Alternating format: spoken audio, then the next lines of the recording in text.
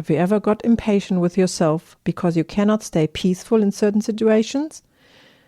Like every time your neighbor rings your doorbell, you fear he's going to blame you for something you supposedly should do or didn't do? Or at work with your boss, or when at a family dinner someone is starting on a specific topic you know it's causing disharmony? In today's episode, we are finding out why we cannot stay at peace even if we want to, and what to do to change that.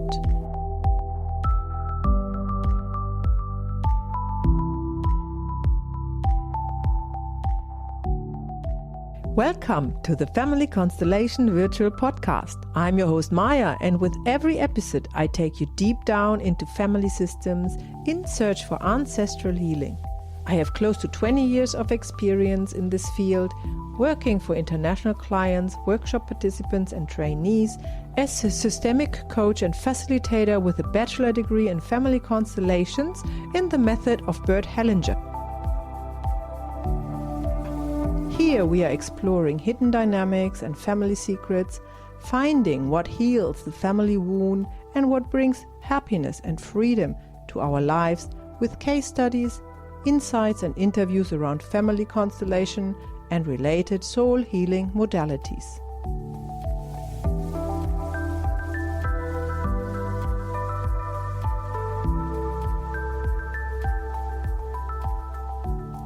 We are all looking for peace in our lives, but find it hard to stay peaceful most of the times.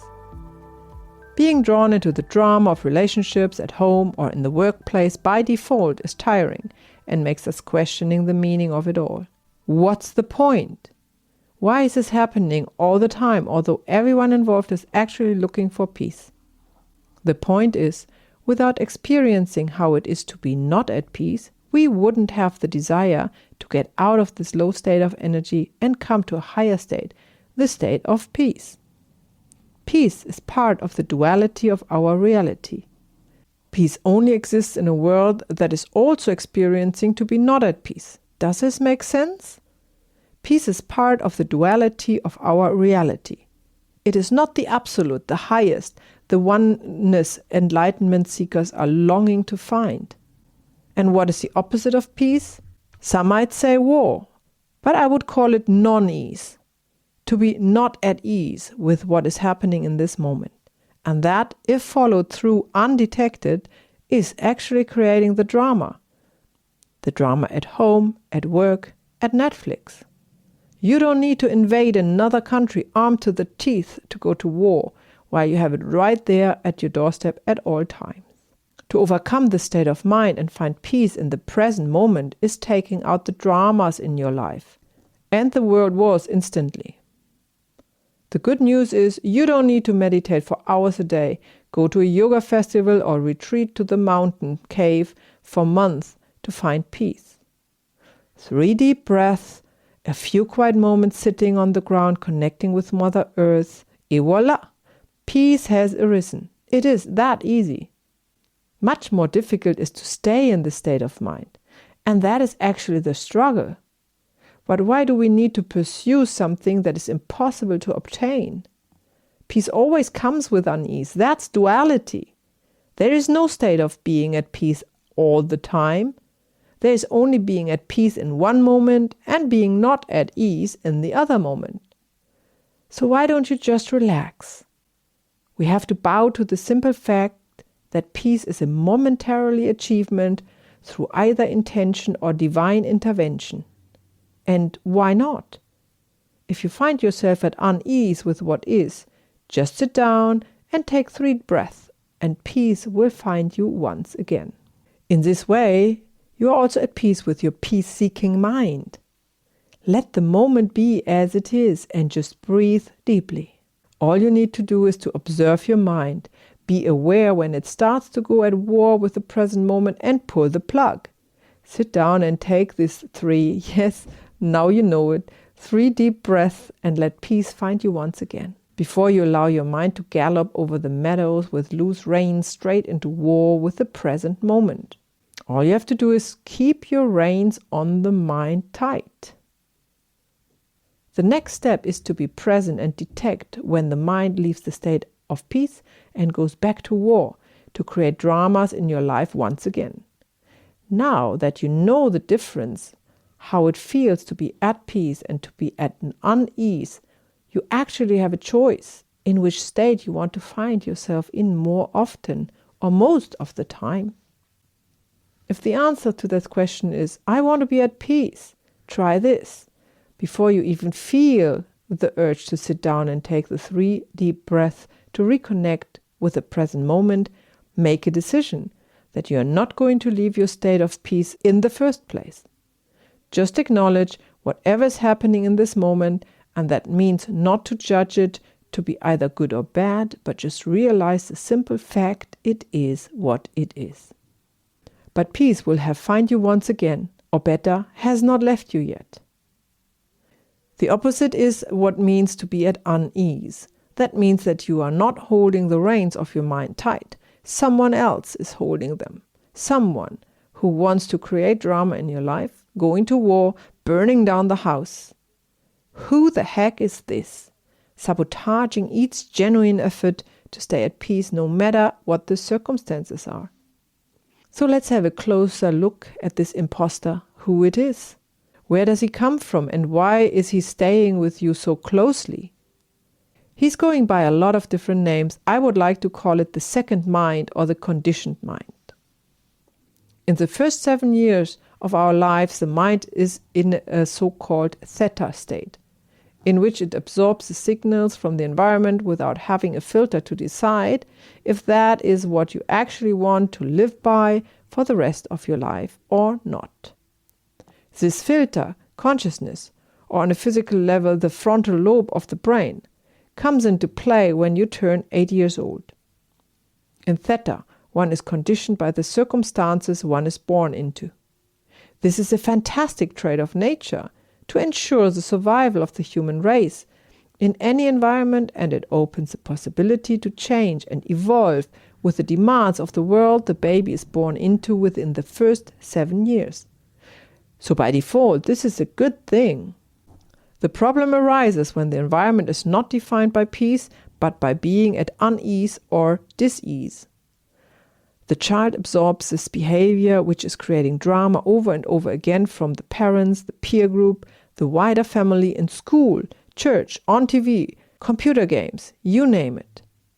Once the child is grown up and wants to make conscious choices as an adult, for example, to be at peace rather than creating drama, the conditioned mind kicks in and takes over the reins and sabotages every effort towards the new paradigm. Simply because that's what it's used to, and therefore it thinks that this is the right behavior to play it safe. So how do we take over the reins of the mind again? That enables us to make conscious choices which contradicts our conditioned mind. A quite common modality is NLP, neuro-linguistic programming. Another one that is within the scientific standards is CBT, cognitive behavioral therapy. Both working with communication to identify the conditioned behavior and change it by overriding it with new information. That can be done also by simply practicing positive thinking. But all these methods are addressing the mind to overrule mind pattern. They try to get rid of the problem with the help of the problem. Does that sound right? And exactly here lies the problem. The mind is not willing to let go of control and get rid of itself. It might pretend to be on the same side as you and your intention to change, but when it comes head to head with a perceived life-threatening situation, it will pull the plug and retreat back to the conditioned behavior. Who cannot tell a story when this has happened over and over again? We all go that far and then something happens and we are falling back into old habits. And that means peace of mind is gone once again, and drama enters our life in form of a finished relationship, a lost job, a disease, an undesired eating pattern, or any form of depression. So if we cannot rely on the mind to fix itself, are we doomed with our conditioned mind? Is real change not possible? Thankfully, we're also blessed with another important part of our body system, the heart. We not only have a physical heart that pumps blood through our veins, but also a spiritual heart that goes by the name of the second heart. The yogis of the world have been telling us all along that this is the source of life where decisions ought to be made which will lead us to a creative, fulfilled and peaceful life. So the next question is, how do we access this non-physical heart, the second heart, to overrule the second mind? How far the rabbit hole do you really want to go? Have you watched the movie What the Bleep Do We Know from 2004? This mainstream introduction into the world of the unseen forces, which we all use, mostly unconsciously, to create our reality with our thoughts and emotions is worth watching.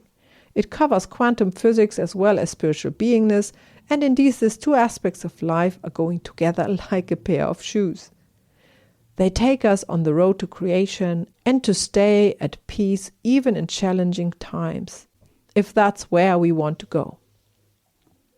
We have to acknowledge that the forces at work to create our reality are not visible to our eyes and cannot be argued with by our mind. So how can we access these forces that makes them visible and workable for us? The answer is through morphogenetic field resonance healing. As Einstein is often quoted, our world, including us, is only made out of two building blocks, which creates all substances, information and vibration, or together called energy. Everything is energy, therefore energy can transform into everything. This is good news. We can finally overcome conditioned behavior without strenuous mind activities by tapping into the energy field and accessing the information needed to create a new reality, where peace is the default setting and not drama. Dr. Rupert Sheldrake has discovered the power of the fields, which every system is creating and where information is stored beyond time and space for when it would be needed again. Families are an example of a system that creates a morphogenetic field, which is storing all information of all generations that are traumatic and conditioned. Most of the information are emotional traumas which occurred back in our ancestral line. Through family constellations, we are able to tap into the morphogenetic field of our family system and reveal this information to finally find what heals and to overcome heavy burdens and discover true change, not only in the mind, but in our energy field, created by our second heart, where the new self is manifested and will stay. Your search for peace was only the beginning of a journey to self, a start to go deep down into family systems to uncover hidden dynamics and secrets back to 7 generations, to find lasting freedom and happiness for your life and the life of your loved ones. If you want to know more about Dr. Rupert Sheldrake's work and findings of the morphogenetic field, you'll get lots of YouTube videos, books and talks from him online. So that's my thoughts to share with you in this episode. In our next episode, we will look at a case from my practice as a systemic coach and family constellation facilitator from a client who had a thyroid disease and what we did to help her heal this and other issues. Thank you for listening. If you want to bring more happiness and freedom to your life and the life of your loved ones, please visit us at familyconstellationViRTUAL.com and sign up for a workshop, a training, or a one-on-one session, and check out our YouTube channel. If you sign up for our newsletter to stay tuned, you will also receive for free our guided meditation, The Gift, to help you connect with your ancestors.